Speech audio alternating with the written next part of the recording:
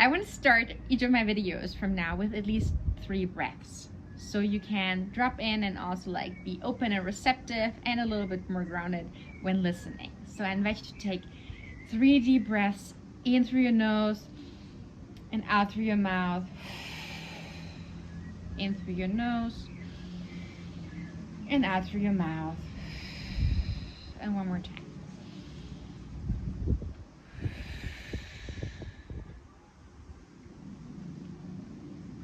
Hi. So what are the 5 different types of anxiety? If we connect this to our energetic body, there is an anxiety coming from the root, the lowest part of your torso, your energetic center of the root, which is usually connected to your adrenaline. When you've got a lot of adrenaline in your body, but that makes you feel unsafe, insecure, and unstable, it's coming from your root. It's usually when you have like deep existential fears of not being able to maintain yourself financially, be able to survive, like really like feed yourself and nourish yourself, like basically like very existential fears that are coming from the root, being scared of like being fully abandoned, not having support. All these fears are usually coming from your root and are connected to the adrenalic system. Usually sensible in a way of like you're not speaking fully up for yourself because you're scared of like losing your home, you're scared of like losing your stability with your partner, your relationship, losing your job. These are usually root fears in a sense. That's that. Second, the sacral. Sacral anxiety is usually more, in terms, is more nervousness. It's connected to your creativity, to your sexual energy, to the life force energy running through you. And if there is an anxiety coming from your sacral, meaning like an anxiety around your creativity, showing up with your creativity, like standing up or showing up for your sexuality, for like being a living creation in this physical human body, also existential in a way, but more so as like this, as art, like your body being art basically in this human body. It's coming from the sacral. It's kind of like a nervousness running throughout your whole system that's kind of uncomfortable. There's also a sense of like a buzzing that can come from your sacral, but that's usually kind of more of like a nice feeling. And a lot of these feelings you may perceive stronger or less strong depending if your kundalini energy, the life force energy, is actually running through your system, is open. More to that in another video. Third, anxiety coming from the solar plexus, the part under your chest, up your belly button. Solar plexus is connected to your, is the center connected to your personal power and your emotions. Solar plexus energy is literally the nervous system, the central nervous system of the earth, is through us all connected through the solar plexus. And it's connected to you, me, to the plant, to all kinds of living, breathing beings and creation. And it's where we also have our energetic bonds, our energetic connections, karmic connections, and so on and so forth, that are literally sensible as energetic cords connected through the electromagnetic field in the solar plexus. Our heart has its own electromagnetic field, but so that's a little different than the electromagnetic waves that are like moving from the solar plexus. Making a note here that I may readjust some of these things because they are still like in scientific observation basically.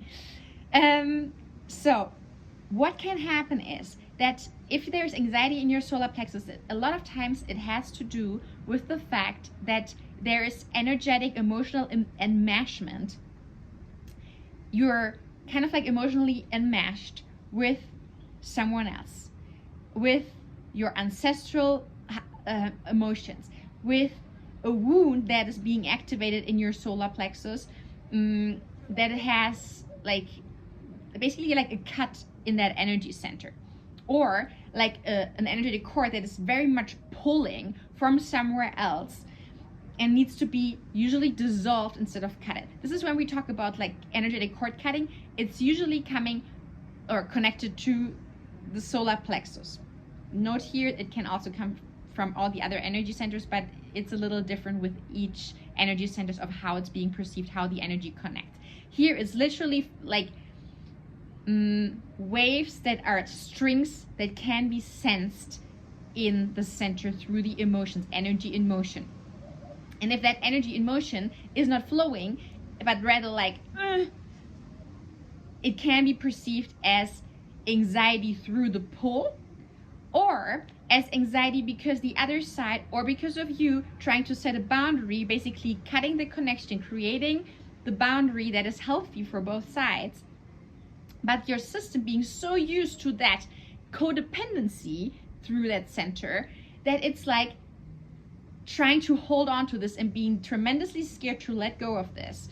Even if you've already cut the cord, if there has already been something dissolved, also sometimes this energy of being like, okay, I've cut that cord, I don't want to look at this anymore. The problem with this is that even if this has been established, it's kind of like with a baby. When the umbilical cord is cut from the mother, there's still the rest piece there that cannot just be ripped off. Otherwise, a new wound is being created, and something like this wound will do everything to like just be covered again, and it's like super open and like absolutely exposed and vulnerable in that sense. So it's rather to wait until that like the rest of that cord naturally falls off. So yeah, like giving that time. So like there's a lot of like to the solar plexus, I could like create a whole series around this, but like that's the third anxiety from the solar plexus, literally potentially being felt through energetic cords and pull and like attention in your whole electromagnetic system and feel of your aura. It's usually, this is usually coming from the solar plexus when it's like this electric energy. Again, note this is still an observation. Coming to the heart center, because the heart center also has its own electromagnetic field around it. Yet, heart anxiety usually happens when the heart is open. This is actually when you are at your core and the light shines through, and when there is a deep unknown behind that fear. Usually heart anxiety, heart racing, all these things happen when your system is exposed to a situation that has never experienced before. Besides when it's immediate fear of death, when your whole system gets activated and your heart starts racing. But if it's heart anxiety just happening while you are like present within yourself, like maybe in a situation where there's usually not a reason of like having this anxiety in that sense, when it's just showing up, it's often a fear of the unknown. It's because you're in the process of doing something that no one in your ancestral line has ever done, that your system has never been exposed to. Like, also just COVID is just dropping into me when a lot of people started having anxiety because it was just a situation no one of us has ever experienced. Fear of death being super activated, but this basically connecting the whole system. Of course, all anxieties in one way or another are like affecting all the other energy centers, but through differentiating which energy centers, which sensation of anxiety we're actually feeling, we can better define the root cause of that certain anxiety and where it's coming from, to sit with it and feel it with it and move through it. So your system, the next time it's being faced energetically, even though not in the physical, with something new, with something uncommon for your system, it's gonna be like, oh no, now I already know this. The connection to that, to the feeling of unknown maybe also, is not that fearful anymore, just in regards to this. The fifth one, mental anxiety. Anxiety coming from your mind, creating chaos consciousness and confusion. Meaning that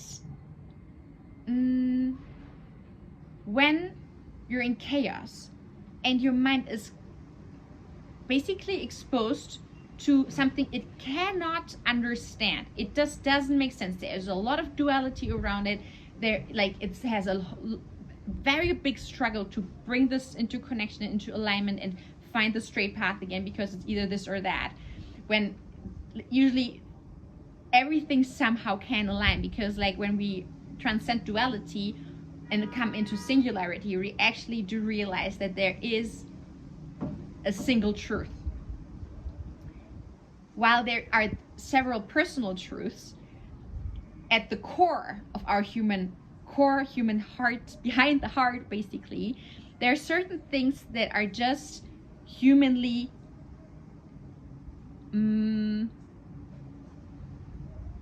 where the singularity applies for truth. And this is usually when we're also in this process of like activating the gene key of enlightenment, that is which the shadow frequency is confusion. To transcend the confusion, we are moving into the light frequency, into the gift frequency, and then into the light frequency. And it can be tremendously unsettling, because the mind is like trying to figure it out and like being confused, and then being more scared of the confusion, creating whole disbalance in the body. When the system can actually, I'm gonna drop you the gift in the comments or in the description, because I just forgot the gift around that gene key. When you move into the gift frequency, you can your mind stops this, and this is connected to all the gates in the head centers, connecting this to human design and the energetics. This is more complex nerd energetics, applied energetic stuff. This video I want to keep a little more simple, but it's majorly around when there is confusion, chaos consciousness happening. You're just like totally like, ugh, energy is too much in the head. There's energy moving because your whole system has brought up the energy, because there may be blockages in the other energy centers, but you feel the anxiety in your head because all the energy went up here. Maybe potentially to create some pressure to actually have you shift out of a shadow frequency of the head centers into a higher frequency. And again, to do this, you need to bring the energy down. If the energy is too much up and it's not flowing, it needs to come back down and root into the earth, or finding a way to bring it up and create alignment. How to do this? I'm going to create different videos around this. Yeah.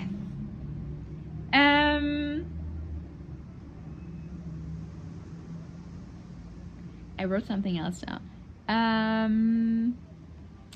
I think that's it. These are the 5 different types of anxiety. Through differentiating, through connecting with from which center the anxiety is coming from, we can work differently of soothing the anxiety and work and transmute the root cause of why this anxiety is even happening in your body and in your energetic system, creating tension in your auric field, making you block yourself from where you're heading, what you want to receive as abundance, what you want to be able to give out. Because when you're in a state of anxiety and fear, it's very difficult to give. A lot of times though, people start also giving when they are in an anxious state. They give more because they actually want to receive. This is also something to differentiate.